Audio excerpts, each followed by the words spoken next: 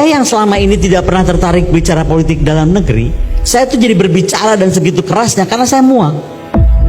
Saya udah nggak tahan gitu. Kenapa kok semua akademisi diam gitu, dan kenapa semua takut? Apa yang mesti ditakutkan? Misalnya ada yang ngomongin sama saya, Bu Koni kok berani banget sih gitu. Ini bukan masalah berani nggak berani. Masalahnya kita itu orang yang diberi nurani. Ketika nurani kita berontak, ada yang salah, harus mampu kita nyatakan. Jadi ketika kita sekarang semua hanya mau main aman, tidak mau tidak mau mengambil risiko, itu yang menurut saya dalam bahaya. Saya berdiri di sini sebagai dosen, sebagai guru, sebagai akademisi, dan saya bangga menjadi posisi itu. Kenapa? Karena menurut saya yang mesti diperbaiki oleh bangsa ini dan yang dicari oleh bangsa ini adalah kenapa kita sekarang membiarkan politisi, malah pemimpin kita yang tertinggi kehilangan apa yang disebut Bung Karno sebagai fatsun politik. Fatsun politik itu berasal dari etika politik. Jadi ketika kita punya pemimpin yang sudah kehilangan etika, dan dalam tanda kutip adalah pemimpin yang tidak tahu malu, maka bangsa ini dalam masalah besar. Yang kedua, saya adalah guru dan karenanya saya sangat kagum kepada anak muda. Adalah salah kalau melihat saya tidak mendukung anak muda. Saya sangat dukung anak muda siapapun itu. Tetapi sudah pasti apapun tujuan yang kita capai atau ingin capai harus dengan cara-cara yang benar. Tidak mungkin sebuah tujuan mulia dan benar kita bisa akan capai dengan tujuan yang tidak mulia dan tidak benar. Dan siapa yang mengizinkan untuk melakukan itulah yang menurut saya adalah para pemimpin atau politisi yang tidak tahu malu tadi. Saya juga sepakat. Menurut saya yang kita mesti jagalah anak-anak muda yang masih mampu bersuara. Saya kok khawatir ya dengan kejadian BEM kemarin, siapa namanya?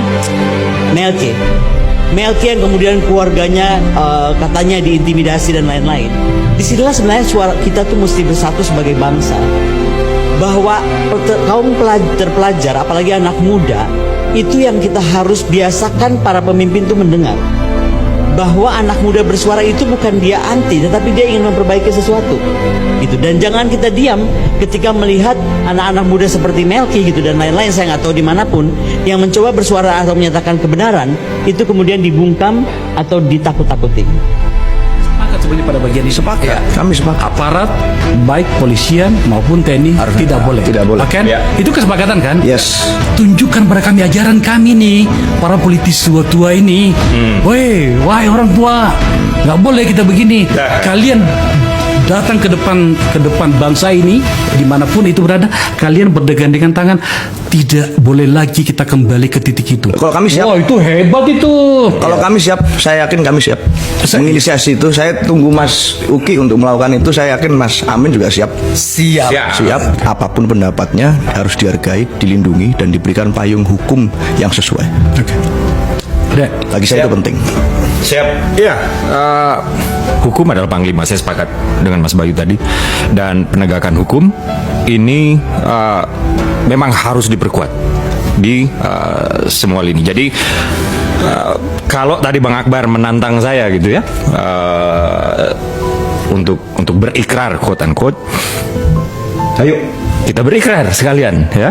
Apakah kalian di timnya kalian ini mau membahasakan itu dan menyampaikan kepada tim kalian bahwa atas nama masa depan yang namanya keadilan adalah segalanya. Yes. Anda boleh membuat kami kaya, makan banyak, tapi ketika ada rasa keadilan yang terganggu di dalamnya, maka makan itu tidak nyaman. Ya. Adik-adikku semuanya, itu yang saya maksud. Terpaksa saya harus menjelaskan ini secara agak telanjang ya. Sebab mungkin saja Anda ada rasa ibu pakai ibu barangkali antara kalian, atau barangkali juga sudah mulai membayangkan risiko.